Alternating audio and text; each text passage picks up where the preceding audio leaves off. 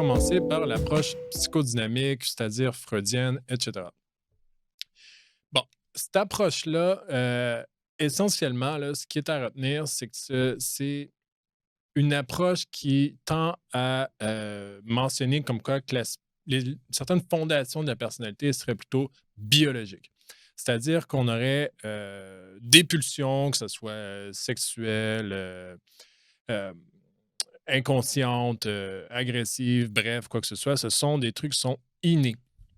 Donc, il y a une portion innée, il y a une portion en toi qui, euh, dû à, par exemple, un contexte social, un contexte culturel, ne, tu ne serais pas porté à les laisser s'exprimer.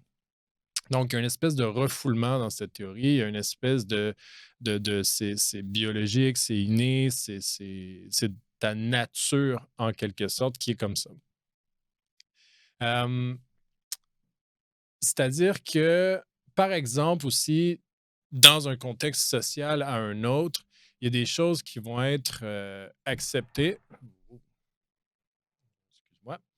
Donc, ce que je disais, c'est que il y a des choses qui vont être acceptées dans un contexte social plus qu'un autre. Et à l'inverse, tu pourrais être tenté à plus les exprimer.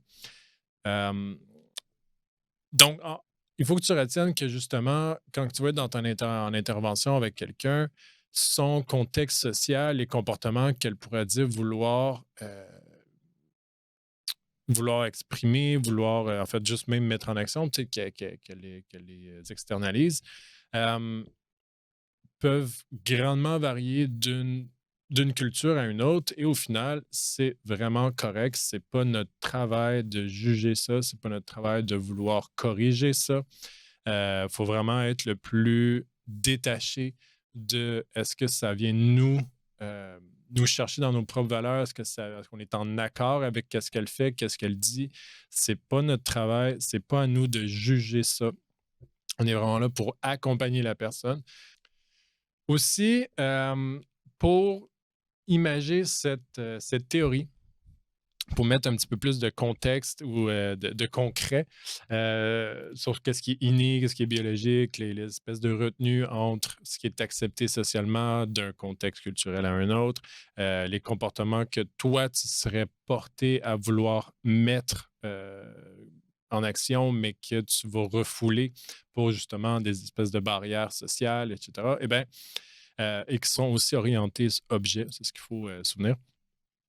Eh bien, c'est peut-être toi ou des gens que tu connais ou en fait que tu remarques aussi là, en public, tu vas voir quand les gens sont en état, je vais appeler en état second, là, que ce soit faculté affaiblie, de consommer alcool, drogue, peu importe, tu peux voir, tu peux voir un certain comportement qui va émerger. La personne perd son inhibition, il va être un petit peu plus à l'aise, va avoir des comportements un peu. Tu te dis, ah ouais, toi, tu fais ça, t'es comme ça. Tu vois des facettes de personnalité que tu pensais pas du tout que la personne aurait. Euh, on nommera, tu sais, ça sans nommer des trucs publics, là, des références culture populaire, mais on en a sûrement tout plein en tête. Mais c'est ça. Des fois, tu vas voir la personne qui est un peu plus chaleureuse. Des fois, quelqu'un de nature peut sembler un peu plus froide. Puis là, tout d'un coup, quand elle prend un petit coup, elle est un petit peu plus, je veux dire, t'as pas neutre, ça va être un petit peu plus colleuse avec les gens, elle va être un petit peu plus portée à être touchée, kinesthésique et tout ça. Donc là, tu te dis, ah, OK, tu te libères quelque chose. À l'inverse, tu vas avoir des gens qui vont être un peu plus agressifs, qui ont des comportements. Des fois, il y en a qui vont vouloir, qui vont avoir tendance à être méchants dans les propos. Des fois même, ils vont vouloir être physiquement soit agressifs ou quoi que ce soit. T'en as aussi qui vont être un peu plus. Qui vont porter des jugements plus faciles, alors qu'habituellement, ils sont très réservés. Donc, en gros, c'est sûrement que tu as plein d'idées qui te viennent en tête, là, mais c'est vraiment cette espèce de théorie sur OK, et comment qu'à l'intérieur de toi, tu réfléchis, comment tu penses réellement, comment tu construis ton schéma de pensée euh, en dépit des barrières sociales. Donc, justement, c'est ça, c'est les forces inconscientes, puis c'est les rôles que, justement, occupent ces forces-là et finalement, qui va un peu induire ton comportement. C'est juste de dire comment ton client organise ses pensées et son schéma. Est-ce que c'est purement ce qu'il te dit, ce qu'il te présente, ou il y a quelque chose de beaucoup plus profond, il y a quelque chose de beaucoup plus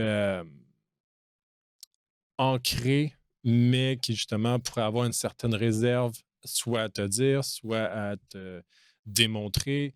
Fait que tu pourrais peut-être lui demander dans différents contextes comment il agit. Est-ce que fondamentalement, c'est ce qu'il est à l'aise avec ça, ce genre de comportement-là? Qu'est-ce qu'il pense dans certains contextes? Bref, c'est plutôt de se dire, justement, il y a une portion de la personnalité qui est innée, qui est fondamentale, qui est orientée objet et surtout inconsciente par des forces, des pulsions refoulées, que ce soit sexuelles, agressives, etc. Ça serait un mouvement très freudien. On va aller voir juste après une deuxième approche.